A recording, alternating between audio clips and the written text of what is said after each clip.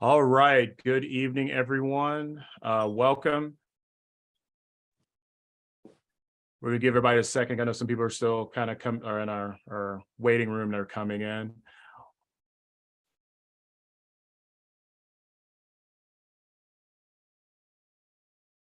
Okay, we're going to get started.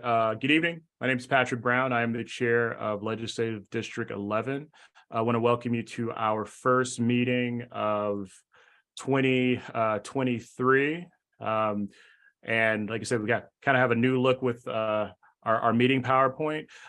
Before we get started into kind of our business of the evening, I just want to go through a couple of housekeeping things just so that everyone has the best experience possible.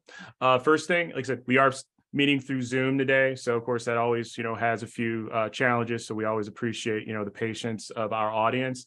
One thing I want to ask is that, if you are recognized to speak or if you are a scheduled speaker for our meeting, we ask you to activate your camera. Otherwise, if you want your camera on, awesome. If you want to turn your camera off, whatever's comfortable, that's fine.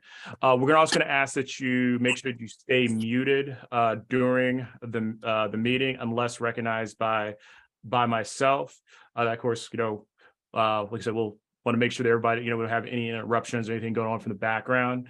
And last but not least, if you have any questions or comments, please drop that into the chat. The members of our board are going to be monitoring the chat. I'll try and look in there when I can as well. And so sometimes one of our board members will just answer the question, or if we go over some information or whatnot, and there's an associated link, we'll drop that in the chat so you're able to grab a copy of that. However, any comments, any questions, anything like that, feel free to just put those in the chat. Like I said, we will try and address those.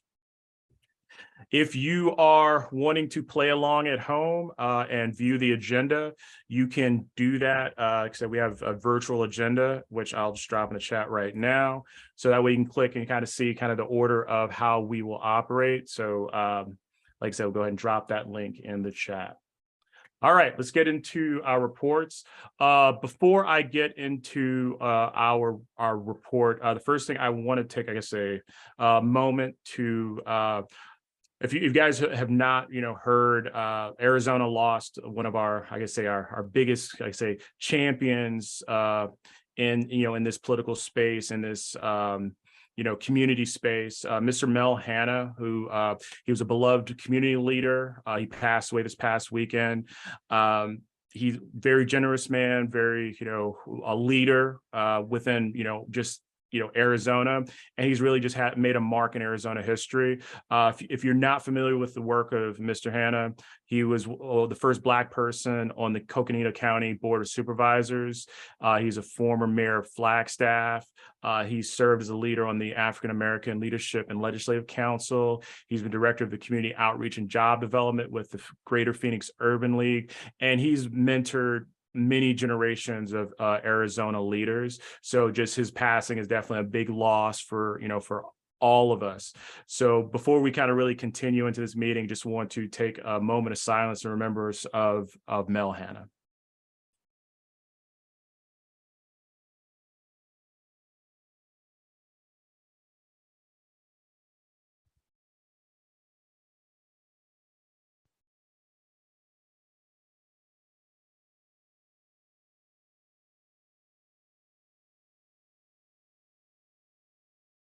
All right. Thank you. So before we get going, I want to recognize our Sergeant at Arms, Mr. Robert Branscombe. Since we do have a little business to vote on, could you take a moment and do a quick roll call of PCs? PCs. When your name is called, please unmute and just say here or present. If you're in a space where you can't unmute yourself, just use like the thumbs up icon. That way we can just get an idea of who is here. So if you go ahead and go through the roster now, that'd be great. Thank you.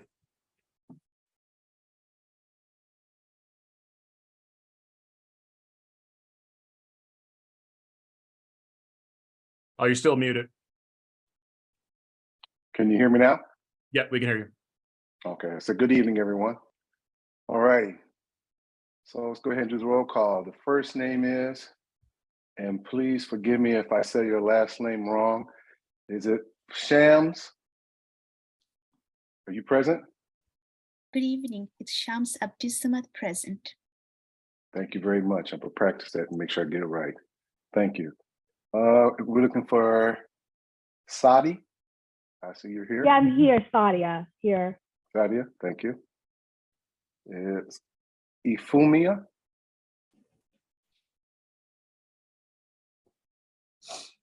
Did I say that right? Euphemia? Not here. Joyce Baird. I'm here, thanks. Thank you. Tara Lynn Bartlett.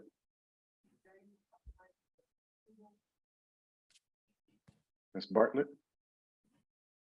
Okay, I'm here. Alan David Braun. Mr. Braun. Patrick Brown, his attendance is here. Michael Butts. Tanisha Charity. Tanisha Charity, yes, I'm present. Good evening, Chief Tanisha. Elizabeth Duncan. Elizabeth Duncan, present. Good evening, Ms. Duncan.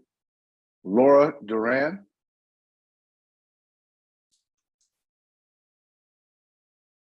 Laura. Okay. Julie Golding. Julie. Heidi Hammer or Haymore. Janelle Harnell. Heidi, excuse me, I'm sorry. Vishal Harnell.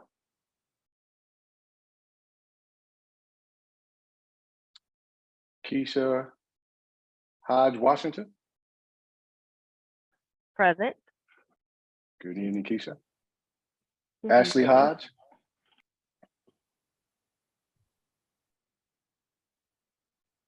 Cano, excuse me, is Maria, is it Hiron Cano?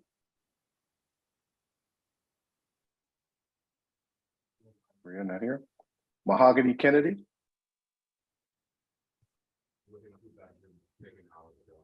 Mahogany Kennedy. Sandra Kennedy. Adrian Laniva. Deborah Lopez. Joe Lopez. Maritza Lopez. Rose Lopez. Esther Lum. Radolph Lum. Crystal Lutton. Bonnie Lynn. Francis Lynn. Present. Good evening, Mr. Lynn. Good evening. Edward McCartney.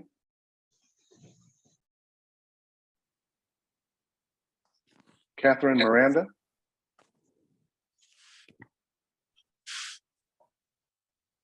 Kathleen Pettigrew. I'm here. Good evening, Kathleen. Marcelino Quinones. Present. Good evening. Leslie, is it Rocco? Nikita Ross. Brian Rouse. Jennifer Rouse.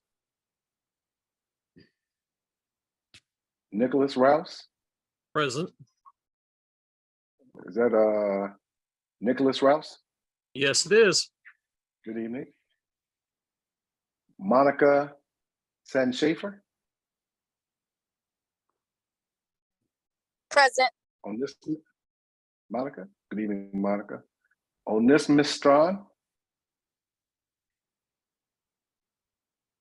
Joanne Tolbert. Present. Good evening, Ms. Tolbert. Catherine Warren. Lisa White. Present. Good evening, Ms. White. Mayor Gallego. Nicholas Windsor. And Janelle Wood. Mr. Chairman, that is the complete list I have for PCs. All right. Thank you, Mr. Sergeant at Arms. Okay, so I'll go ahead and get into my report for what's going on. Like I said, it has been a busy week. Opening day at our Capitol, start of this session, and we expect it to be a fun and wild session. A couple of highlights, things to be aware of. If you were not able to catch Governor Hobbs, has a great ring of that Democratic governor.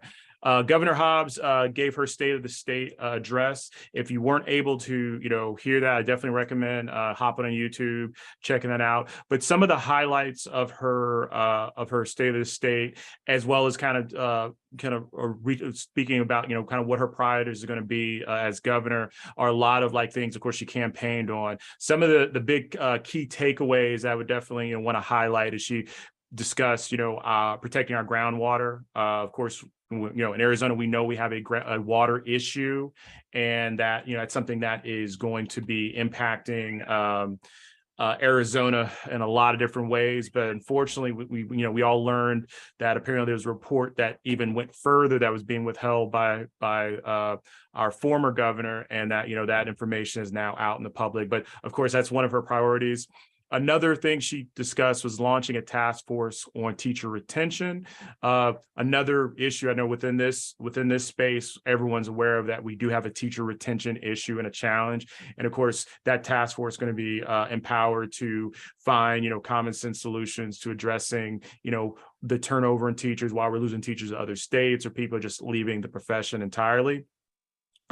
One of the wins from this election, of course, is that Dreamers are able to get in-state tuition. So one of the priorities of the governor will be allocating about $40 million for the Promise Scholarship, which will, help assist Dreamers into getting, covering tuition costs for attending our state university. So that's, of course, another big win and a big positive for Arizona.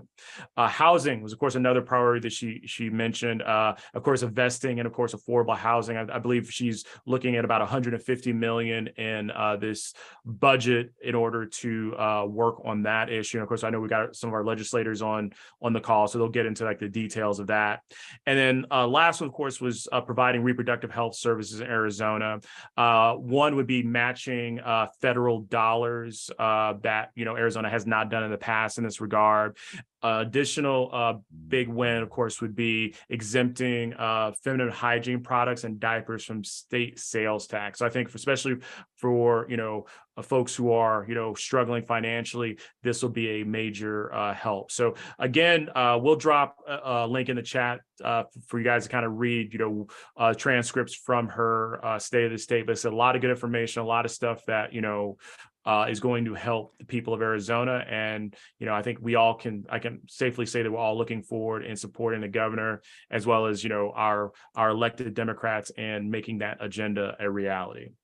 Other things coming up, we have our ADP reorganization meeting. This will be a virtual meeting. That's going to be January 28th, 9:30 a.m. State committee members, this is of course a required meeting for you, because this is going to be important, because we'll be voting for leadership for the state party. If for whatever reason you're unable to attend this meeting, you can submit a proxy. That proxy is going to be due on January 25th. State committee members, you will receive an email from me kind of how to submit that proxy and all that type of stuff. So I won't do it necessarily in this meeting. If you haven't registered and you haven't gotten the link for the meeting. So if you're a state committee member, you should have already gotten some sort of information. If you have not, that means that something weird has happened. I know they've been following up with me, with chairs, pretty much all the LDs when they get bounce backs or things like that. So if you haven't gotten anything, you haven't checked your spam folders or whatnot, please let me know, or you can email the state committee directly and just kind of find out what's going on. If you are not a state committee person, you can still attend the state meeting. You just will not have voting privileges or anything like that. So that's what's going on. Let me see, with the state party. One other thing real quick, and I'll pass the mic over to the rest of our board here. I do want to talk about at least my goals as chair for 2023. First of all, again, I want to thank the PCs of LD11 for reelecting me to be your chair for, I guess it'll be my third term. And like I said, so I definitely want to honor that you guys have the faith in me to continue doing this work. As chair, like I said, just kind of my three big goals for just this year is, first, I want to increase community engagement with the LD. We don't want to be an organization that only comes knocking on doors when we want votes from people, or we're trying to get folks elected or things like that. We want to be an organization that, people can come to these meetings and get good information about what's going on politically within their community. We also want to help, folks, understand, kind of navigate some of the resources. It could be things of like, hey, I have this challenge, I don't know who to talk to, and we're able to direct people that direction. So that's one of my goals, of course. That the second one is, we might as well consider this the off season. And for those of you guys who've played sports or former athletes or whatnot, that games are won and lost not during the season, it's how you prepare in the off season. So the same thing is true with politics. The road to 2024 election is already started. And so we want to make sure that as an LD, we are prepared for this upcoming election. Of course, it'll be a presidential year. It'll be, many county offices up. Of course, there's going to be an opportunity to flip the state legislature and so many other things. So as your chair, I want to make sure that we are as prepared from top to bottom, in order to do that. Last but not least, leadership opportunities. The LD does not operate just on, what I do, and like I said, I appreciate being in the role that I am. However, I want to make sure that our LD has leadership opportunities for each and every person. If you have an idea about a project or a particular task or something that we're not doing or we could do better, I want to definitely empower each PC to have a space in order to lead that up. We're going to be talking about, we won't be doing it in this meeting, but we're going to be talking about, of course, committees, and we have openings for committee chairs and ways for you to volunteer and be a part of what we do, have say a leadership stake in the LD. So we're going to be talking about how you can do that. I know we still have an opening for secretary. And so, if there's anyone who's interested in becoming secretary, we'll talk about, how you can show your interest, because we want to make sure we have a fully manned board in order to do the work that we need to do.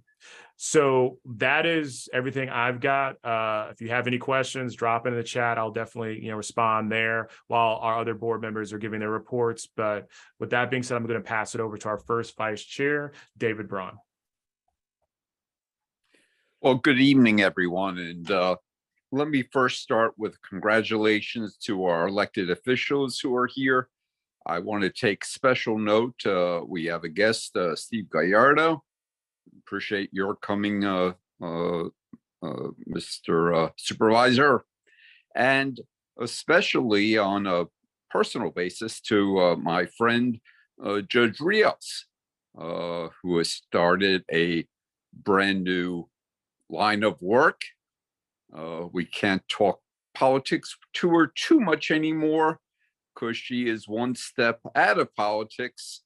She has taken the South Phoenix Justice Court bench. And we, as a board and as a district, extend our congratulations to her, and we're honored with your presence. And you don't have to show up every meeting, but every once in a while, be nice to see you. Anyway, just briefly, I don't know how many of you follow the farce of the Republican speaker's race last week. all 4 days of it. It was really quite a show, which gives us all a starting point to talk about the politics of 24.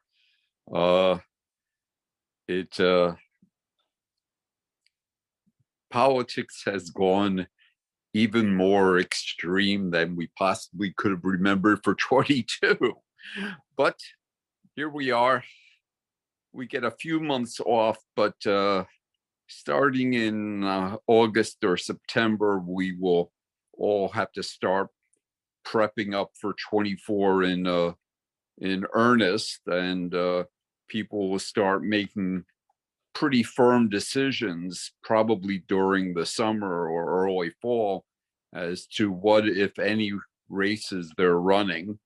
I think it's no secret that Ruben Gallego, our congressman, is certainly considering a run for the US Senate, which means that a congressional seat would open up in the heart of District 11, and we can expect everyone and his mother-in-law to be running for that position.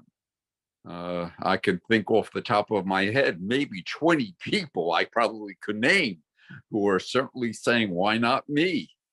However, there'll be,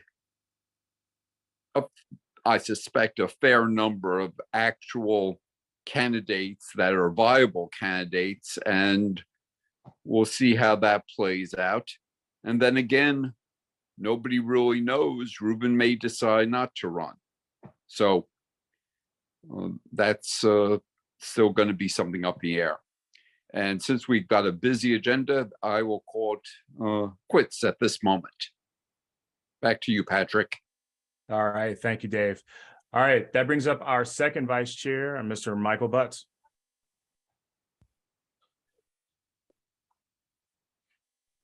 Thank you.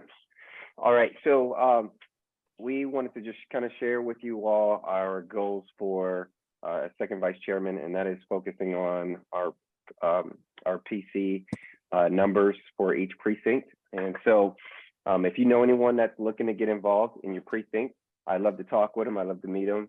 You can send them my information. And the goal is we want to beef up our numbers at least 10. The goal is 10 per precinct. Right now, Ellis precinct has the most PCs. They have 8, and so kudos to them. But we want to, just kind of rally around beefing up our precinct committee men and women, and get more people involved. As we said, as you heard from our chair earlier, even though it's an off cycle, this is the time to strategize and organize. And so we need all hands on deck. Who do you know? Who do you know that's looking to get more involved? Who do you know that asks you questions about what's going on in the district or going on with different political interests and topics? So feel free to send those numbers or names to me, phone numbers, and I can certainly reach out to them, and I'd be happy to connect with them. So that's pretty much all I had to share with you. Again, Happy New Year to everyone. And if you want to shoot some ideas for social events to me, that'd be great. I'd love to see about us getting coffee pretty soon, so we can all kind of have our first in-person social event of the year. So thank you so much for your time, and I'll hand it over back to the chair. All right. Thank you, Michael. And again, if you're interested in learning, if you're not currently a PC and you're interested in learning more, definitely reach out. We'll be able to, kind of get you all taken care of, because at this point, as chair, I'm able to appoint PCs to openings in precincts. So just like I said, reach out to us and we can have that conversation. All right. So we need a secretary. And some people have asked, like, hey, what does the secretary do? Well, the secretary's role with the LD is they're kind of our record keeper. That consists of, taking meeting minutes or, kind of curating say video meeting since we're recording this meeting. Additionally, they kind of head up the communications arm of the LD. They are the kind of the head of our communications committee that's part of the weekly newsletters that go out each week. And of course, our big monthly newsletter that happens after the meetings.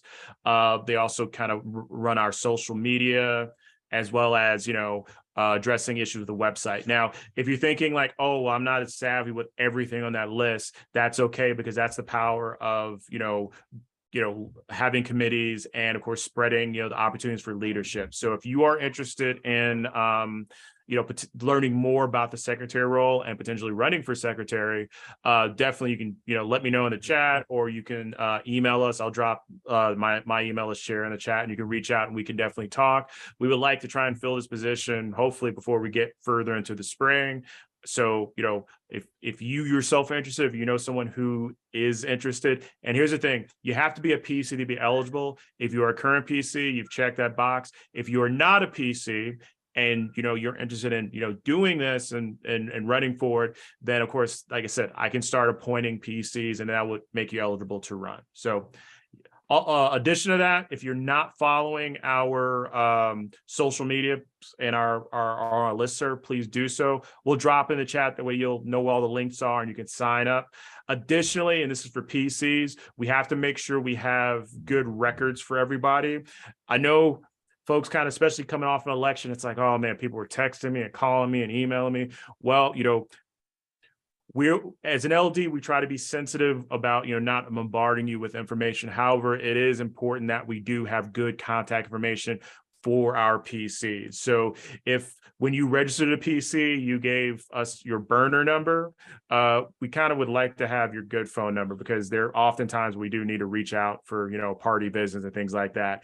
If you gave us the email that, is the email you give, when you sign up for like free coupons and whatnot, and you never check that email, either please, take some time to check that email once a week, or if you have a better email so that, you get communications from the LD, we can do that. So we'll drop the links in the chat in order to do that stuff. Or you can, if you have your phone handy, you can take a quick picture off the screen. And like I said, we'll drop that link in the chat. So while I'll leave this up for a second, we'll go ahead and move on to treasurer. So Sadia, you are up with the treasurer's report. Okay, you guys can hear me, right? Oh, did my oh my, I think you guys can hear me? Yep, we can hear you. Okay, I think one of my earbuds fell off. Sorry about that. Okay, so the bank balance as of December 31st of 2022 is $725.29. And we had, for the month of December, a total of $149 in income. Most of them came from ActBlue. So we had like $129 from ActBlue and then $20 cash donation. And then total expenses for December was $334.46. The main expenditure was for our PO box rental for $212, and the rest were spent on ActBlue's email distribution and maintaining our website. And also, I can share a link if you want to donate money to our ActBlue website. And that's it. And so we have also a quarterly report that's due on the 15th. That's going to cover income expenses from October 23 to December 31st of 2022. We've currently just finished filing that, so we're all good for meeting our deadlines.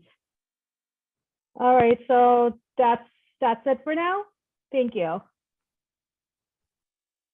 Okay, thank you, Sadia. And again, like I said, the link, if you like to donate or become a reoccurring donor for LD11, that link's in the chat. Everything we do is, everything for like the resources we have come from the, generous donation of our membership. So please, become a reoccurring donor for LD11. All right, and that brings us to our Sergeant at Arms, Robert Branscombe. Good evening, everyone. My name is Robert Branscombe, and it's a pleasure to be on the committee this year and for next year, and then make sure that we can go ahead and keep this state going towards attending blue. My role, I believe in this, as part of the committee, is to keep you up to date on what's happening in the as far as locally and statewide. I will be giving reports on that starting the next meeting.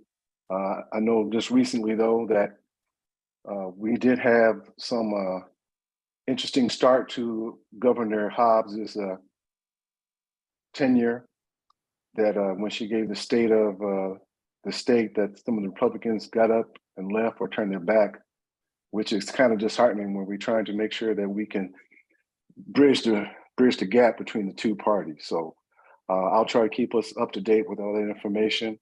If I don't present it here during our meeting, I will do so hopefully by email or our newsletter that we're going to have. Thank you. All right, thank you, Robert. Okay, so as I mentioned earlier, we have, let me go ahead and stop sharing for a second. As I mentioned earlier, we have a ADP elections coming up. And tonight we are fortunate enough to have two of our candidates who are running for Arizona Democratic Party chair. We have Steve Gallardo and Yolanda. And Yolanda, I've been practicing your last name for the last like 2 hours, so I apologize. Bejarano. Perfect. Score. Okay. All right. So with that said, I flipped a coin earlier because I knew you guys are both going to be here, and Yolanda, you won. So pretty much just for your benefit and for the benefit of our membership, we're going to give our guests here about 3 minutes to give their stump speeches, say whatever speech, whatever they like to say. Then we're going to do 3 minutes of questions from the membership. If you want to kind of start putting in questions in the chat, we'll be monitoring that. We're going to try and, get as many as we can, but keep in mind, like I said, it's 3 minutes, for questions and whatnot. Depending on just how we're doing on timing, I may take chair privilege and add some extra time for questions, depending on the question. But again, questions in the chat. And with that being said, Yolanda, you have the floor. Mr. Sergeant at Arms, I'll have you be our timekeeper. Thank you, Chair Brown. Thank you, LD Laveen and South Mountain Democrats. It's great to be here with you all. My name is Yolanda Bejarano, and I'm running to be the next chair of the Arizona Democratic Party. I grew up in rural Arizona, and I've been a working class Democrat my entire life, a Democrat that is a proud champion of our Big Tent party. As chair, I will build on our past successes and cement a winning formula for our state party that will benefit us in races for years to come. As chair, I intend for our party to secure a second Democratic senator from Arizona, flip our state legislature, regain our congressional seats, and help re-elect President Biden. And I can do that because I have the experience to make that happen. As a current vice chair of the party, a lifelong union organizer, a proud Latina, and a native of rural Arizona, I have the tools to move the Arizona Democratic Party forward and secure more down-ballot victories in the upcoming cycle. We all know that Arizona Democrats are coming off a successful 2022 election, where we held onto our Senate seat and elected Democrats as governor, secretary of state, and attorney general, among others. While this is a notable success, I believe that we must emphasize down ballot races and take control of the state legislature in 2024. This must be our priority. We must organize in communities across the state to highlight Democratic achievements, field candidates in every race, invest in down ballot candidates, and hold Republicans accountable for their dangerous rhetoric. I'm honored to have the support of several prominent Democratic leaders and elected officials, including U.S. Senator Mark Kelly, Secretary of State Adrian Fontes, Attorney General Chris Mays, Congressman Greg Stanton, Ruben Gallego, Raul Grijalva, Congresswoman Ann Kirkpatrick, and many more. They see in me someone who has with the know-how and determination to make sure our party is firing on all cylinders and delivering for our voters. I appreciate your time, and I hope you will support me, Yolanda Bejarano, for Arizona Democratic Party Chair. Thank you. All right, thank you, Yolanda. So as I stated earlier, we're going to do about 3 minutes for questions. Again, please put your questions in the chat because we want to kind of keep this orderly. Of course, there will be an exception made for our board because they submitted some questions to me earlier. So I'll go ahead and recognize any of our board members who want to lead off with some questions. However, membership, visitors, go ahead and drop your questions in the chat.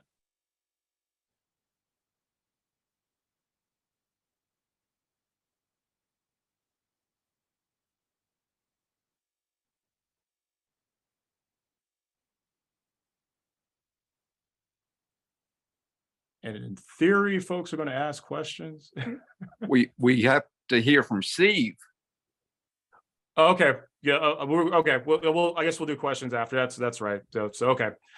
So we'll still do questions, but I guess we'll do them after both candidates have spoken. So we'll go with our second candidate for ADP chair, Mr. Steve Gallardo. You have the floor.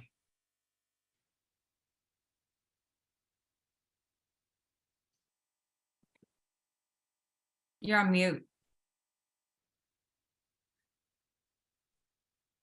Oh, there we go. There we go.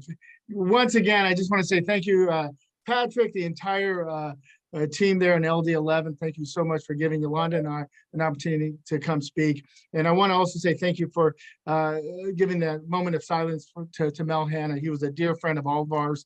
Worked with him for 20 years, redistricting. We're doing a lot of projects, not only in South Phoenix, but across the valley, across the state. He was a true champion, so he will be sorely missed. For those that do know me, and I think I know just about everyone on this call, my name is Steve Gallardo. I am the supervisor from Maricopa County. I represent this area. I'm also a longtime school board member and state legislator. I've been in several elections. I understand what is needed. I think this is one I decided to throw my name in the ring to be state party chair. I've had long conversations with Governor Hobbs just right around Thanksgiving or so. We sat down, we talked. She'd asked me if I would run for a state party chair. And I said, Governor, I'm willing to do this. I'm willing to do this, but I need to make sure that we are working together and you're all in on this. And we're going to be able to do this together along with the partnership of all our county chairs. I think we have a huge opportunity, folks. We have a huge opportunity not only to grow our party, not only to be able to maximize our funding strength, but to truly flip the legislature. We always say that, oh, we're going to flip the legislature. No, in 2024, we have an opportunity to flip that legislature. We have an opportunity to be able to expand our voting base. We have an opportunity to send or elect 11 electoral votes to our presidential nominee. I had the honors of being one of those presidential electors in 2020, when we have an opportunity to elect a Democrat to the United States Senate. But it takes all of us working together. It takes all 15 counties, all 30 legislative districts, all working together. I believe the role of the state party chair, and Governor Hobbs agrees with me, that the state party should be working directly with LD11. How do we give LD11 the tools and the resources they need in order to grow our party in LD11, bring in new voters, bring in younger voters, bring in retirees, bring in voters who have sat on the sidelines and haven't really participated. This is the role of the state party. It's working directly with Patrick and the entire executive team to ensure that we have the strength there in District 11 to maximize our voting strength. Look at the results in this past election. Chris May's election should have never been that close. Thank God that every one of our counties have worked so hard, but we need to make sure that we expand our voting base. And that's what I plan on doing for the next 2 years. Our 2024 election starts today. Mr. Gallardo, your 3 minutes is up. Okay, I appreciate it. Go ahead. I have a lot to say, but go ahead. Thank you. Thank you very much. Okay, thank you. Thank you, Steve. So now we've moved into the question portion of this. Thank you, Dave, for keeping me on point. So again, so I'm gonna let our board lead off with questions, and then again, guests, PCs, please drop your questions in the chat. I've got a question for both candidates. District 11, I think it's fair to say, has had a fairly significant complaint against the state party that were disregarded throughout the whole process of during elections. We have probably one of the single largest unexploited basin of Democratic votes, and we do our damnedest to get them out. But when we try to set up an office in South Phoenix, we get no assistance from either the state party or the county party. When we ask for assistance in other matters from both the state or county party, we're just disregarded. And candidates for this position have, come back and say, well, we will help you. We promise we'll help you. We triple cross our hearts and double down, and we will help you. And we don't get any help. What can either of you or both of you tell me about what sort of assistance?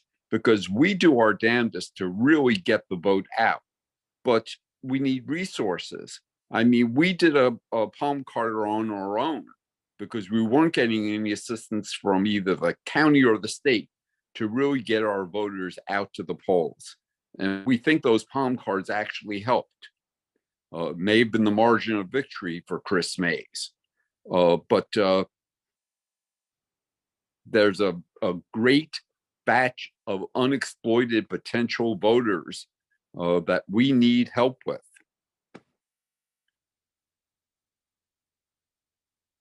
So we'll do, just so we don't to keep kind of streamline this, we'll kind of alternate. So since Steve spoke last, Yolanda, why don't you go first on this question, then Steve, and then we'll alternate. Yep, absolutely. And that's a great question, Dave. So I think we need to prioritize, prioritize making sure that LDs and counties get the resources that are needed. Like you said, you all paid for a palm card. That's expensive. That adds up. To get a voter guide to folks, like we need to prioritize that and make sure that folks on the ground have the resources they need, they have the tools that they need, and they have the support that they need. I've been a union organizer since 2003, and it's hard work. It is hard work to go talk to people and try to convince them and try to make that connection and build that relationship on why they need to vote. A lot of people at the doors or on the phones tell me, well, why should I vote? It doesn't matter. You all have probably heard that. And we just have to do that work continuously, not just a couple of months before an election, not just the week before an election, which is what we tend to do. We need to do that year round, figure out a way to do it year round, make a work plan and execute it. And I think it's possible to really organize in places that have been, like you said, disregarded. And as chair, I would make sure that happens.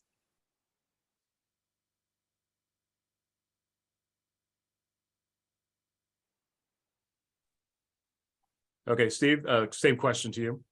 Yeah, no, David, it is a question I have heard over and over again by not only LDs, but county chairs across the state. I have traveled to 7 different counties over the last 3 weeks, personally driving to every county so I could sit there and listen to what many of the county chairs and executive committee members have to say. I've never been part of the state party executive board. I haven't. But this is my promise to every one of you, and this is the promise that Governor Hobbs is giving as well. We will be working directly with every one of the LD, all 30 LDs. We will be working with the club. We'll be working with many of the caucuses to make sure that you do have the tools and the resources you need in order to be successful, that you have the communication between the state party and the county level. The state party is only as strong as the 30 legislative district. If the 30 legislative districts are strong, if the 15 counties are strong, the state party is strong. This is my commitment to every one of you. And Dave, you and I know each other. We go back a long ways. My commitment is I will be directly involved in what all our LDs are doing. I'll be working directly with our county chairs to make sure that you all have the tools and the resources. Fundraising is huge. I've done it. I've done it statewide. I've done it for statewide initiatives. I participated and helped in presidential campaigns. I understand the importance of fundraising. We will work right away in order to secure resources so you all have the tools and the resources to be successful. And I promise you my constant communication with LD11. That's a promise I'm giving you right now. All right, board members, any other questions for the board before we kind of, like I said, and again, guests, PCs, feel free to drop your questions in the chat. Hi, Chair, I can go ahead with question 2.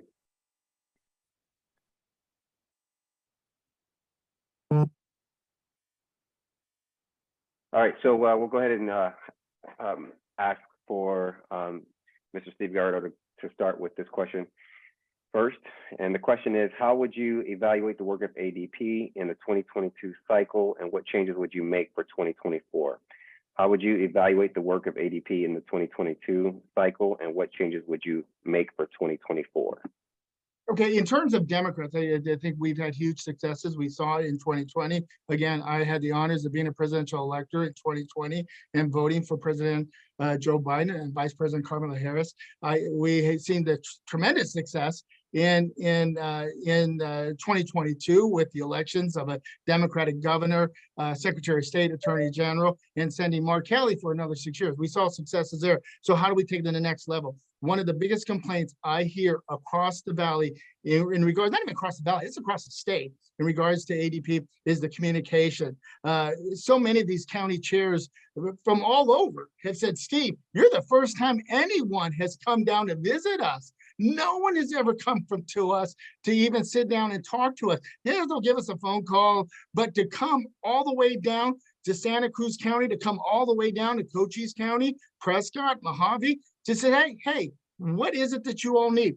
That, I think, is the biggest short side that I think ADP has. It's that constant communication. It's being able to work together. This is a partnership, folks. We're all in this together.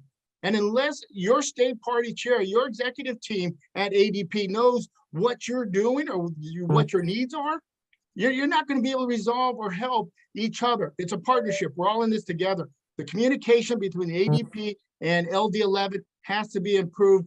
ADP needs to be engaged, be partners with what you all are doing. That's the only way they're going to be able to support you. Communication's very huge.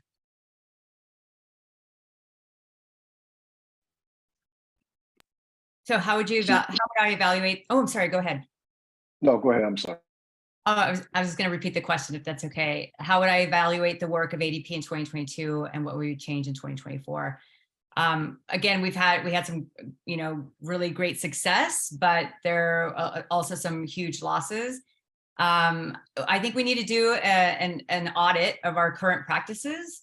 And once we do a real audit of our practices, then once we have that, then the holes will be easier to identify, and it'll be easier to make a plan to figure out how we, fill those holes and fill those gaps and make our party stronger.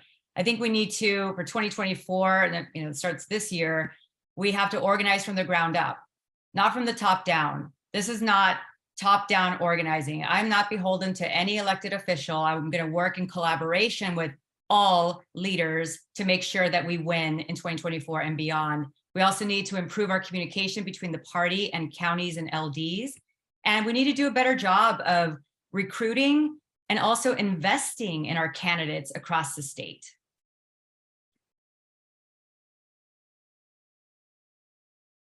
Mr. Chair, I have a question. Go ahead. The question is that in this last election, there were some seats that went unchallenged in the state, which is kind of disheartening because we just allowed Republicans to see that we weren't going to compete in those places. And then there are other candidates, as you alluded to, need support. What is your plan A to make sure that all the races have at least good quality candidates to contend in all campaigns, and supporting those in other places who need it best?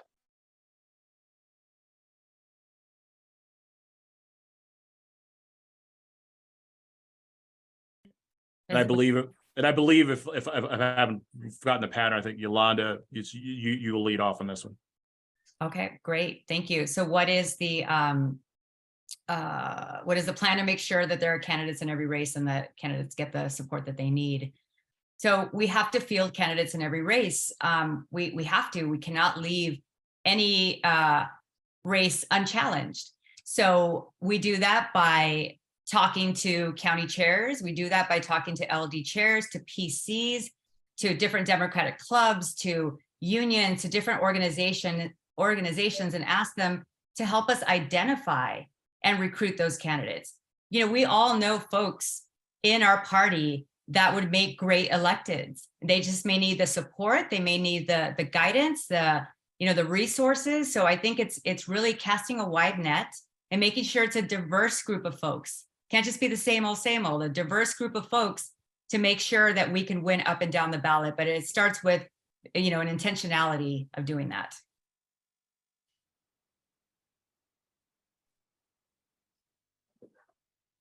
Okay, Steve?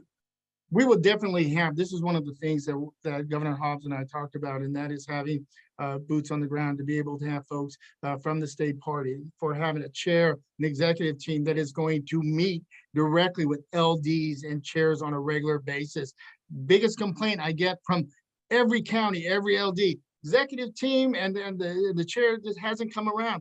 We need to be more engaged. We need to identify those candidates that can not only raise money, but can win. I've been a candidate many times in nonpartisan, partisan ways. I know how to win. I don't lose elections. I know how to win elections. I know how to campaign. First 14 years, and Mr. Braun would know this, first 14 years of my life was with Maricopa County Elections Department as the campaign finance director. My job was to teach candidates how to run for office and educate them or teach them about campaign finance. We need to be able to not only to identify candidates, and what Republicans have found out in 2022 is the quality of candidates. We need candidates that are going to work hard. We lost a Democratic seat, and I hate to say this, I'm not trying to beat anyone up, but we lost a Democratic seat in the House, unfortunately, because the candidate didn't really step up, didn't really work as hard as he needed to in order to be successful. LD11 had great candidates. They worked real hard. That's not the case in some areas. We need to be working with these candidates. If they're going to run clean, let's work with them, teach them how to run as a clean election candidate. If they're going to run traditional, let's teach them how to run as a traditional candidate. But I have the expertise. I've been tested. I know how to run campaigns. I know how to organize and get the vote out.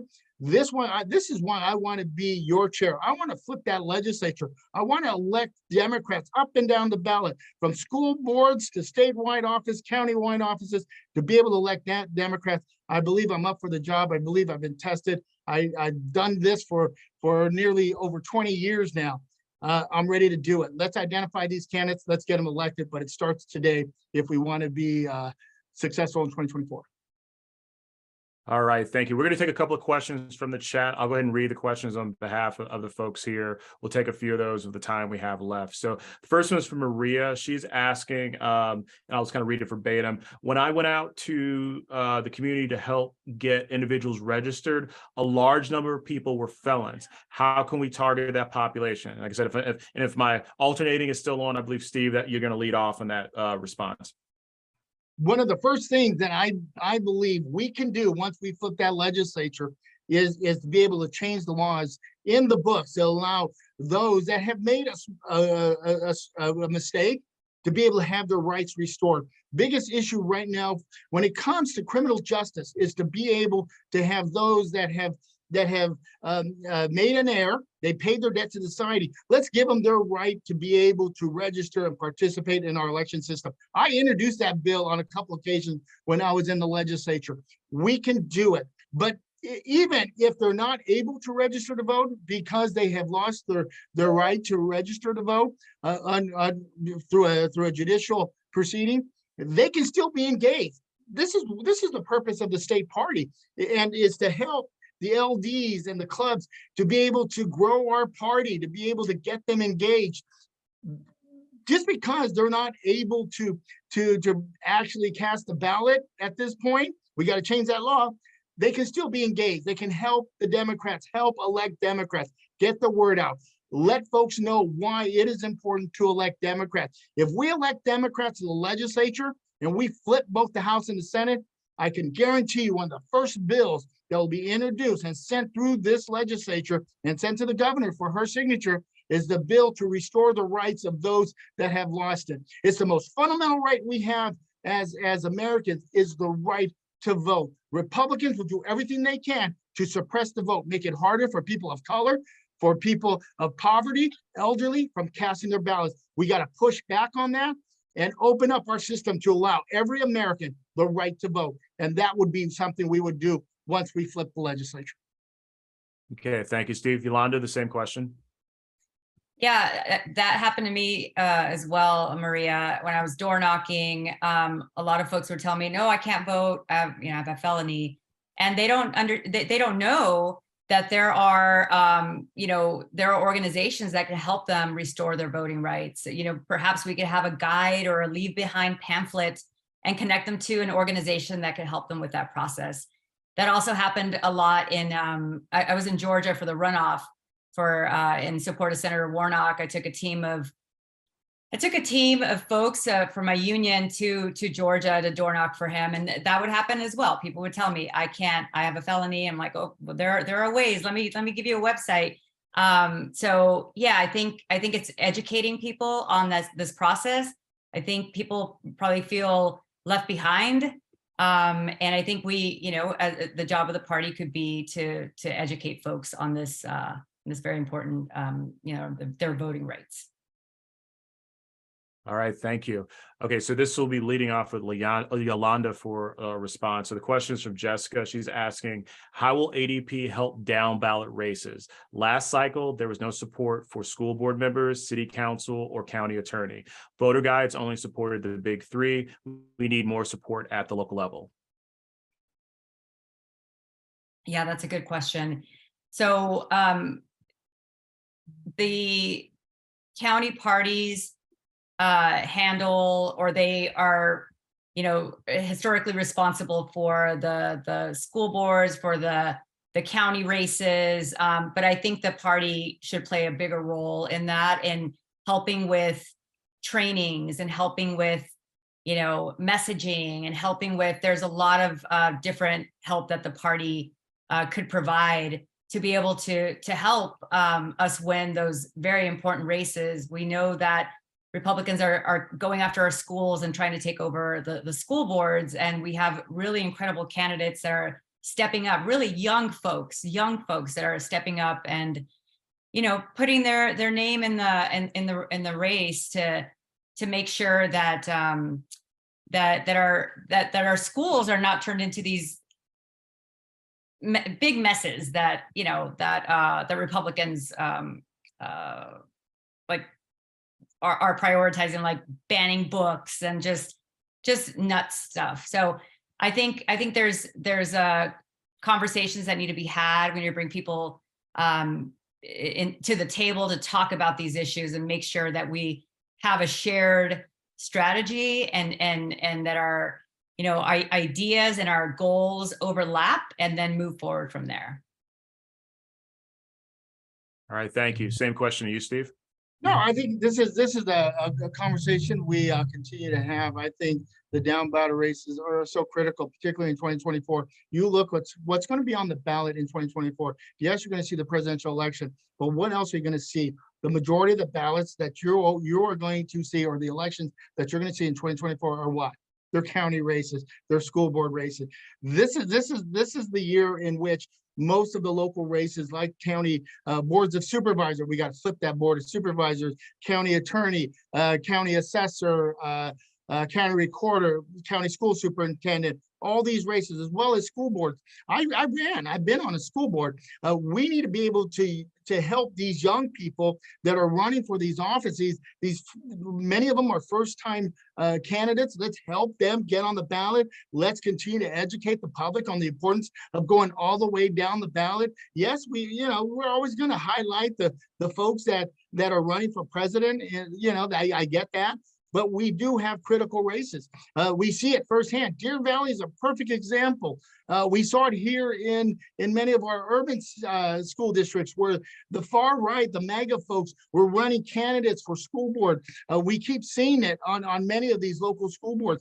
They're trying to kind of build a bench I think that's one of the critical things we need to do as a state party is to build that bench. Many of the members, look at the folks that were just elected to the legislature. Many of them came from school boards. They started off as school boards and worked their way up and then ran for the legislature. Bravo. I did the exact same thing. Started off at Cartwright Elementary School District back in 2000 and then ran in 2002 with Governor Napolitano at that time when we both ran for the state. So there's a lot we can do, but it's educating the voters to go all the way down the ticket, the importance, the difference between a Republican Board of Supervisors and a Democratic Board of Supervisors, the difference between a Republican county recorder and a Democratic county recorder, and the difference between progressive Democratic leaning school board members versus the MAGA.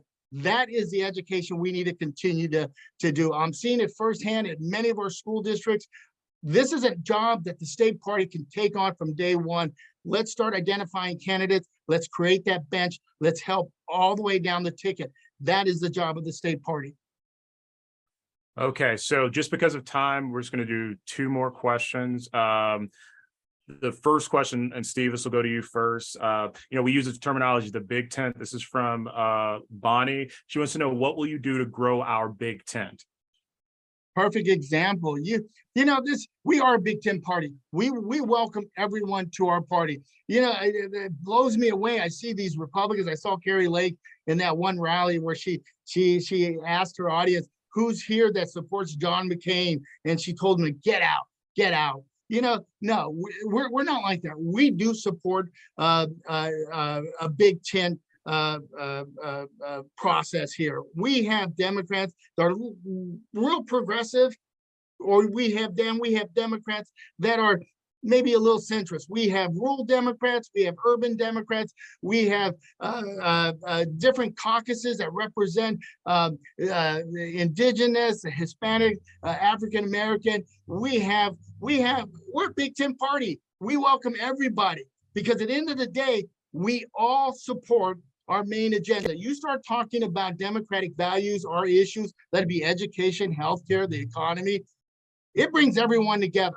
And that's what unites Democrats. Yes, we're a broad spectrum of people with different ideas, but at the end of the day, when you start talking about the issues, we all come together. Yes, we're a Big Ten party. We got to continue to welcome everyone into our party. We don't kick people out. We welcome them to our party. And I believe that's the role of the state party. Let's continue to grow our party. Let's engage new voters. Let it be retirees. Let it be young voters. Let it be first-time voters. Let it be rural, urban. We welcome everyone in our party. So that's the role of I believe the role of the state party. Let's grow our Big Ten party. All right, thank you. Yolanda, same question. So I think one of the most important ways would be to work on our messaging, work on our messaging. So voters will know that when they elect a Democrat, they're electing somebody who is going to vote for policy that is going to lower their prescription drug prices. When they vote for a Democrat, they're voting for somebody who wants to make sure that our public schools are fully funded and that teachers are earning a livable wage. When they vote for a Democrat, they want to make sure they know that they are supporting somebody that will vote for policies that will make their working conditions and promote the having a union to better their working conditions and wages. So, and the opposite of that is when you vote for a Republican, they're interested in tax cuts for the rich. They're interested in tax cuts for corporations. That is their interest. They want to make sure that all businesses are taken care of before the people. And I think we need to get that messaging out to folks so they know the difference. Also, I think it's really important to be able to not only differentiate that, but also talk to folks and get into their hearts. I think the Republicans do a good job of talking about issues like family issues. They talk about family values and they've co-opted that term. We need to do better at our messaging and be a lot more strategic and more disciplined. And we also need to, not only react to Republicans when they're throwing out their, distractions at us and we're trying to catch everything they're throwing at us. Like, we need to be proactive and all of the things that we want and the future that we want to see for Arizonans and for folks across the country. So I think we do it by being proactive. We do it by being strategic in our messaging and just getting that word out so people can feel like they, that we are fighting, that Democrats fight for them. Okay, so this is gonna be the last question for our two candidates. I know we could keep going for another like 2 hours because we got two really strong folks running for this position with lots of great ideas. However, before I ask this question, just Steve, Yolanda, if you could drop your contact information to the chat before you take off here. So if anyone has a question that didn't get asked, please, take that time to, send that email, reach out, because again, one of these two individuals is going to be the chair of our party. So if you have questions, make sure that, to ask so that you're as informed as possible. So with that being said, let me go ahead and ask the last question. This is going to be from Lawrence. And his question is, thousands of high school seniors will be graduating this year and next year, and they will be eligible to vote in 2024. What will the party do under your leadership to gather those names and contact those young people and get them registered? And for the life of me, I've forgotten who led off, so I'm going to go to the honor system on who answers the question. You can go ahead, Steve. Yeah, okay. I kind of lost track as well. That's all right. Well, I'll definitely go first. Great question. I think one of the things that I have done in the past, and I had this conversation with Governor Hobbs, is to be able to really create what we had a couple of years ago, or a few years ago. It's been a while. It's called 18 and Voting, where we went into every one of these high schools and we talked about the importance of voting, why it was so important to vote. When we start talking about our issues, voters will vote with us.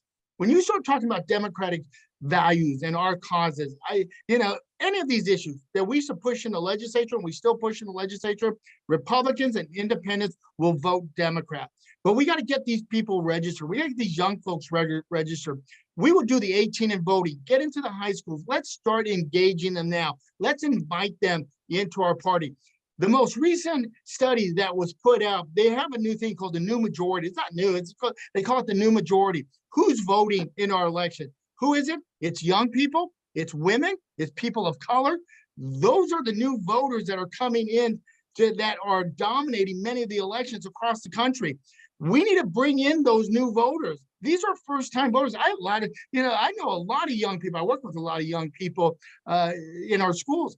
Let's get them engaged, but we have to start them right when they turn 18. I registered when I was 18 years old at Trevor Brown High School. I'm a West Valley kid, and I've been voting ever since. It was because of programs like this that have engaged me and got me more involved in the politics.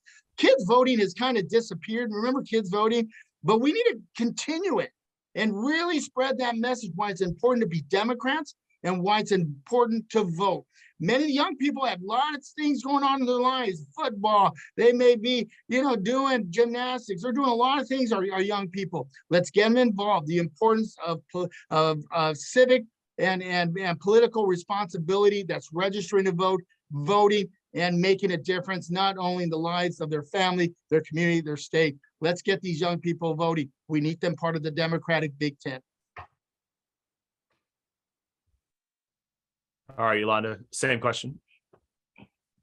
Yeah, I mean, my nephew for this last election cycle registered to vote. He was still 17, but he was going to turn 18 by election day. So he was able to vote. So we can actually get folks. We can get the young people to register when they're 17, as long as they're they'll turn 18 by the next general election. So yeah, I think we go to where the young folks are at, and we train young leaders to go to talk to other young folks. It's not the same if I go try to talk to them and convince them of why voting is so important. I think it needs to be peer-to-peer as much as possible, and just going to where they're at. We go to their high schools. There are different groups. Civic Engagement Beyond Voting does things like this, and there are other groups in Arizona that already do a really great job of visiting high schools and just meeting people where they're at. Yeah, I think that we need to not to sound like Whitney Houston, but I believe the children are the future. We know that the children are our future, and our young children, man, they're amazing. And so, yeah, we need to just go meet them where they're at. All right. Yolanda, Steve, thank you for joining us. Thank you for sharing your vision for our party. As I said earlier, the election for this role, as well as other roles for our state leadership, will be January 28th. Remember, you have to be a state committee member to vote. However, if you know a state committee member, you're married or dating one or something like that, feel free to bend their ear. But again, one of these two fine individuals will be leading our party. So I wish both of you guys the best of luck. And for those of you who, I know we got a lot of folks on the call, some of you guys are visitors for this, we invite you to stay because we still have a lot of great information about things that are going on. And plus, we like company. So I'm going to kind of keep it going here. We have some of our elected officials on the call. I say this from a place of love and respect, but if you could keep your reports kind of brief because we're starting to run up against our kind of time here. So I'm kind of going to go in order of something. So we'll kind of start at our state level folks. I do see Representative Quinones, he's the first person I see on here. So if you're available, Representative, if you give us a quick report, we appreciate it. Absolutely. Thank you, Chair Brown. Hello, LD11. It is wonderful to be in the room where it happens. I'm going to make my update brief. Let me begin with the personal point of privilege. I was named whip of our minority caucus, which means that I joined a long legacy of LD11 at the leadership table. Leader Rios is here on the call. So I was named whip and I joined the leadership team of Leader Andres Cano from Tucson, Assistant Leader Lupe Contreras from Tolleson, and then also Minority Whip Melody Hernandez from Tempe. So LD11 is well represented at the House. This was already mentioned, but the governor did an incredible job of addressing her priorities: education, affordable housing, cost of living, border security, reproductive rights, and water. There were some antics from our colleagues on the other side. Let me assure you all that Democrats are united, are cohesive, and we're not going to be playing any games. We are focused on the issues at hand. With that in mind, tomorrow is the deadline for all members to submit as many bills as they want up till 5 o'clock. And then after that, all of us can only submit 7 bills. The leadership team has been working with every single member of our caucus to ensure that they submit their bills, that they are supported, that they do their intro sets, that they gather their signatures. And then we're already starting the conversations on the side so that those bills make it through. The Democrats, we also released our blueprint, which ensures defending democracy, rebuilding the economy, strong schools, public safety, reproductive justice, water and climate crisis, the housing crisis, and equity for all. I mention all of that because all of the bills that we are dropping as a caucus adhere and support those issues. The last thing that I'll mention 2 more things. Democrats are also focused this election, this early in the session on the aggregate expenditure limit. We went through this last year where we approved a budget that our schools receive X amount of dollars. It's going over the aggregate expenditure limit. So we're already working on making sure that all of our schools receive the money that we've given them. And then finally, LD11, I've done this in the past and I wanna make sure that I always do this. The doors are always open. So what I'm going to do is I'm going to drop my contact information on the chat. If you ever wanna go to the Capitol, get a tour, see what it's like to be down there, please let me know. And if there are any issues that you think we need to be aware of, please let me know.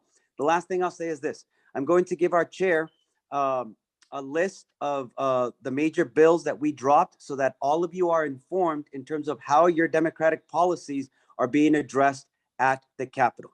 So thank you, and I look forward to the rest of the meeting. All right, thank you, Representative. If you guys have any questions for our representative, please drop that in the chat. We're gonna kind of keep it going here. Again, if I skip any of you guys electeds, please, don't let me get away with it. Just chime in. But I see our newly elected Judge Rebecca Rios. I'll go ahead and give you a few moments to speak to the LD. And I will keep this very brief. Thank you, thank you for giving me the opportunity to be the local JP judge. I will tell you that my days are consumed 8 to 5 with new judge orientation, and that goes on for 6 weeks. And they've told me I can't be political, so I think that is going to be the most difficult part of the job for me. But it's great just to see everyone, and congratulations to Marcelino. And that does it for me. Thank you. All right, thank you. I see a couple of our school board members on the call. Jessica Bueno, I see you popped up first. So I'll have you go first.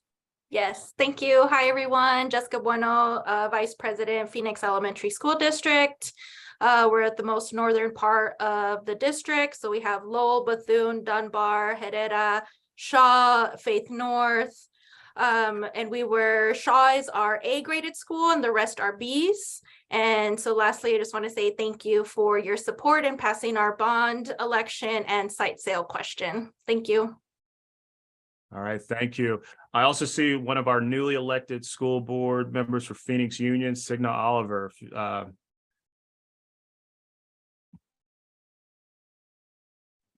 Hi, everybody. Thank you, Patrick. Just want to say thank you to everybody that helped me get elected. And here in Ward 2, I'm interested in making sure that our students, our teachers, and our community is well represented at Phoenix Union. So I appreciate the opportunity to attend the meeting. I'll be here regularly, just so that I can hear about the things that concern the people in the community that I serve. Thank you. All right, thank you. Before I move it along, are there any elected officials that have something to report that I somehow missed recognizing? Patrick, I just wanted to make a comment. I noticed that Sandra Kennedy is there, and I want to give her state special empathy for her really tough electoral matter most recently, and acknowledge her years or decades of service to the state of Arizona, service to us. And congratulations for a job well done. You know, Sandra, we haven't said it enough to you. We appreciate you. We honor you. We don't want you to disappear. And if you get the chance to service in other ways, maybe a kind word to Governor Hobbs couldn't hurt. Because you're too valuable a resource to lose. And thank you very much. Yes, I want to echo everything Dave said. Commissioner Kennedy, because you're always going to be Commissioner Kennedy to me. Thank you for your years of service. Also, I want to thank you for just the words of wisdom that you've shared with me in this role as chair. It's been invaluable, and I want to thank you for your service to our community, to our state. And like I said, if you'd like to say a couple of words for to the LD, the floor is yours.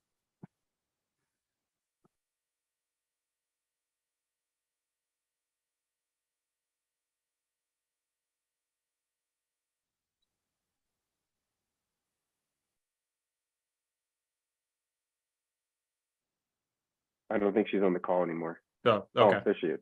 Sorry, I show her on the call. She's on the. All right. Good evening. Thank you so much. Much love to everyone. No, I'm not going away, but I will be around and doing what I normally do and just trying to keep the public aware of what's going on in our state. So I thank you. I thank my district, and I thank you for all the support that you've given me throughout the years. And I just want to encourage you to continue to do what you're doing. So thank you for the opportunity, and thank you for the love. All right, thank you. And okay, we're going to finish up our elected officer updates. We have Mark Robert Gordon. He is our Democratic delegate for the DNC. He wanted to share some updates with us. So Mark, the floor is yours.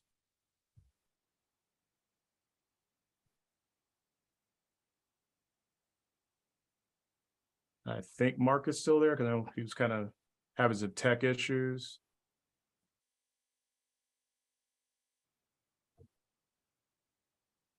Oh, there he is.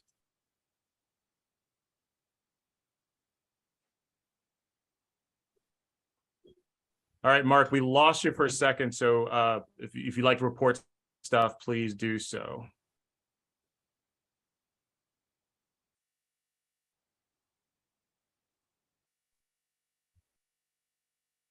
I think he might have logged off.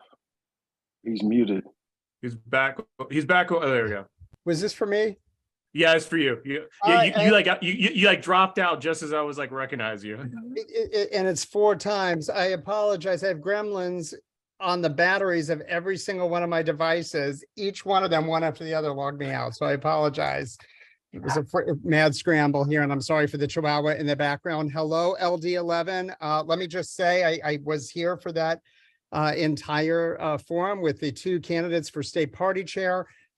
We are going to be in good hands no matter who ends up getting this. I know both of these individuals very well, and this was very informative, as have all the forums. I'm not sure what the plural of forum is. Maybe it's just forum, have been. So that's my thought. For those who don't know me, I'm Mark Robert Gordon. I'm one of your 3 4-year term elected DNC members. The state has 3 permanent slots on the DNC, as well as the state party chair and first vice chair automatically, who was on this with us. He still is, Paul Stapleton Smith right now, is current first vice chair. And Arizona actually has 3 other seats on the DNC appointed by President Biden and/or Chair Harrison, and one of which is Mayor Kate Gallego because of her position with the National League of Mayors. So as a member of the DNC, I periodically give reports on the national scene. I do want to report a few things to this LD that are important for Arizona and of import nationally that you should know about. First, the DNC is going to be having its full meeting of the full body in February in Philadelphia, so in just a few weeks. At this meeting, the full body of the DNC is going to decide whether to accept the DNC Rules and Bylaws Committee recommendation to alter the presidential primary and caucus system for the choosing of our president. Whether or not President Biden runs for re-election will be announced at some point soon. But given experiences in Iowa over the last 2 cycles where it took some period of time to get results and to get them accurate from Iowa, as regards this most important decision and as the first in the nation caucus, in a move from caucuses to primaries, being more democratically favored, where more people can participate, where people feel that they are free to participate without intimidation, and are used to a system of voting at a poll as opposed to in a gymnasium and voicing your opinion in front of others at a caucus. And in an effort to be more representative of the population of the United States, let alone this party, the Rules and Bylaws Committee of the DNC has voted to alter the schedule to give 5 states a waiver to the rule that no state can begin their election process for president prior to March. In the past, it was New Hampshire is the first primary, and before that, Iowa is the first caucus since 1970s, I believe, and New Hampshire before then. South Carolina joined the mix, Nevada joined the mix. Well, the proposal is to move South Carolina to the first spot as the first primary, and within a week of that, to on the same date have primaries in New Hampshire and Nevada. 2 swing states, one being a Western state, our neighbor, and then to have a primary in Georgia, and finally move the Midwest primary from Iowa and put it in Michigan.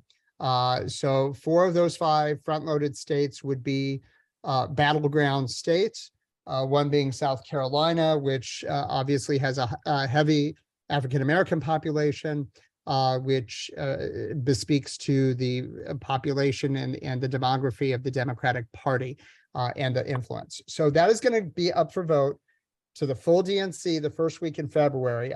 I encourage you to watch the DNC's YouTube channel to stay up with this, to interact with your Arizona DNC members on azdnc.org.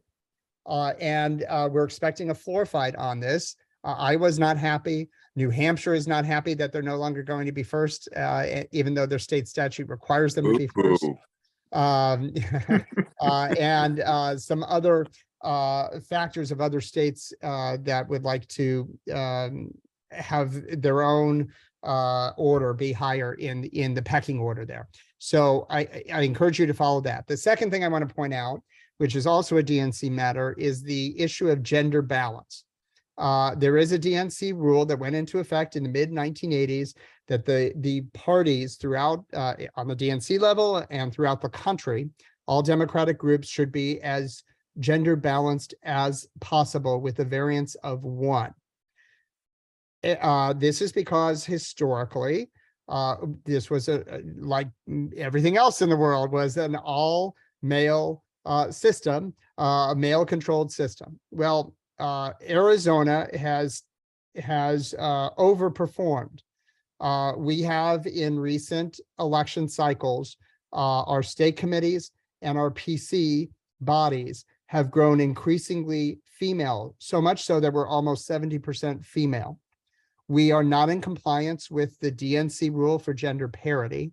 And as such, in the 2020 election cycle, we were in violation. And the sanctions, such as it was for our state as opposed to some of the other states, were that the at-large delegates to the National Convention were picked by the Sanders and Biden camps rather than by the state committee members who are duly elected by the PCs in each of our LDs. To avoid that, we need to either come into compliance with the DNC rule or ask for a waiver from the DNC. The state party, Arizona Democratic Party's Rules and Bylaws, Resolutions Committee has been taking this matter up. I am not on that body, but I attended the meeting as a DNC member and as an ex officio member of the state party's executive board, as was Luis Heredia, who is one of the other 3 people, like myself, who is one of the 3 4-year slots on the DNC for Arizona, and Elaine Kamark, who is on the Rules and Bylaws Committee for the DNC. And I should point out, Luis Heredia is on the National DNC's Rules and Bylaws Committee. And they are coming up with a resolution to put before the state committee. So we're going to vote for chair, we're going to vote for vice chairs and treasurer and sergeant at arms and all of that, or education, affirmative action coordinator, all of that. But then we're going to deal with resolutions probably at this meeting, because this will affect our 2024 delegate selection. And we need to come up with a plan, as do all states, that gets accepted by the DNC and by the candidates for president. And so this is very important that you pay attention to this gender balance rule and figure out where you stand on this, and speak with your state committee members from LD11 to let them know where you stand on whether Arizona should apply for a waiver to allow us to overperform and see if the DNC will accept that, or risk being in non-compliance with the DNC rule, in which case the same thing that happened last time can happen. Arizona has more females. There are other states that have too many males still and have never had more females. And that's where the rule comes into play, is the way the rule is interpreted and written, that if what's good on one end of the gender balance needs to be equally performed on the other end of the gender balance across the country. And we'll see where this ends up, but this is a very important decision. That's it. I will come back after the DNC meeting to report on other things that happened. Again, you can stay in touch and with your DNC members from Arizona, all 8 of us, including the 3 permanent slot ones. And I should point out the new chair of the state party and the new first vice chair that will be elected at our state committee meeting in a few weeks. They are automatically on the DNC for the 2 years of their term. Thank you very much for having me. Sorry for the tech issues.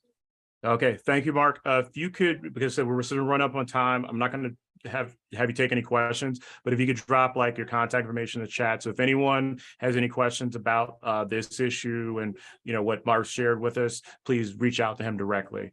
So we're going to do lightning round at this point. We do have a little bit of business that we need to take care of. So I'm going to kind of jump us to new business because we don't have any old business. So we're going to jump to new business. Before I go into it, I just want to take, I guess, a moment of personal privilege for just a second. The Maricopa County Young Democrats is an organization that has, they're actually I want to say a political action committee. So they are kind of their own organization, and they have been very, very active in, of course, working with younger Democrats, people that are new to this educational space. They have been really, really important to LD11. They have helped us do things from doing voter outreach. They've helped canvass. They've really helped support the LD. And so we've kind of started, I think, a very strong tradition of trying to help them where we can. They have kind of always asked for donations and support. And even though we're not one of the high dollar LDs, we've always, tried to put in what we can to help them. So with that being said, I will entertain a motion to donate $100 to the Maricopa County Young Democrats. Second. Well, someone's got to go so move, since I can't technically do motions. So moved. I second Vice. Shams, I'll just go with the first one. So you were about to say something? Well, I'm moving the motion. All right, and $100 donation. okay, I'll second the motion. Okay, second for Michael Butts. All right, we'll just do a voice vote if everyone's okay with that. All those in favor, please say aye, or raise your Aye. hand if your camera's on. Aye. Aye. Aye. Opposed? Abstentions? Awesome, motion passes. We'll get the Young Dems $100, and we'll get that done as soon as possible. All right. With that being said, we do have some announcements, but like I said, because of time, those announcements are going to go into our newsletter. If you're not getting our newsletter, we're going to drop a link in the chat if you didn't get it earlier, so you can sign up to receive our newsletter and all the great information that we have. So I'm just going to jump to announcements. Please, folks, keep your announcements to 1 minute. Otherwise, I will have our Sergeant at Arms mute you. So with that being said, the floor is open for announcements. Like I said, please keep them to a minute or less. I want to go first, Patrick. All right, go ahead. Hello, everyone. This is your former treasurer, Shams Abdussamad. Last meeting, I wanted to respect the reorg time, so that's why I didn't speak. I wanted to take a moment of privilege to say thank you to everyone who have supported me all throughout these years. I've served your treasurer for 5 terms under 3 different chairs. So it was a personal privilege to serve the community. And just like with anything else, if there was any mistakes or any other shortcomings, I ask for your forgiveness. With having said that, I am a board member of Laveen Community Council now. So we have a Laveen barbecue coming up on February 25th from 11 to 4 p.m. If you would like to sponsor the event, or if you'd like to get a table at that event, you could email me at shams@laveen.org. And all this information is available at laveen.org website. And I'm going to put that in the chat. Thank you. All right, thank you, Shams. Any other announcements? Yeah, Patrick, just to give a tease for the February meeting, in response to all the discussions about how many people you run into say they are felons and are prohibited from voting, I'm going to spend about 4 minutes, if I can, at the next meeting discussing what the law is about that, and to really tease it. Even if they say they're a felon and can't vote, you can say to some of them, yes, you can, and let me tell you how. So that's the tease. All right, you heard it here first, folks. So a little teaser for February. All right, thank you, Dave. Any other announcements? Yes, Mr. Chair.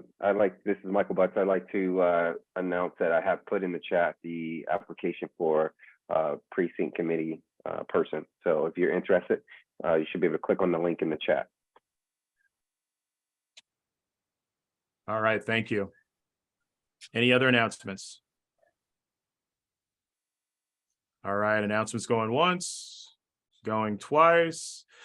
All right, want to thank each and every one of you guys for joining us this evening. I want to thank our special guests, our electeds, and everybody in between. I also want to thank our visitors. So this is your first time attending an LD11 meeting.